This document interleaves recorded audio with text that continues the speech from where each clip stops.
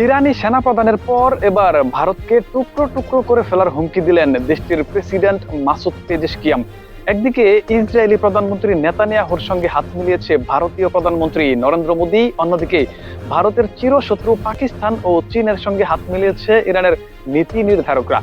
আর এমন উত্তপ্ত পরিস্থিতির মাঝে ভারতীয় তেলবাহী ট্যাঙ্কার জাহাজ জব্দকে ঘিরে টালমাটাল তেহরান ও নয়াদিল্লির রাজনৈতিক সম্পর্ক।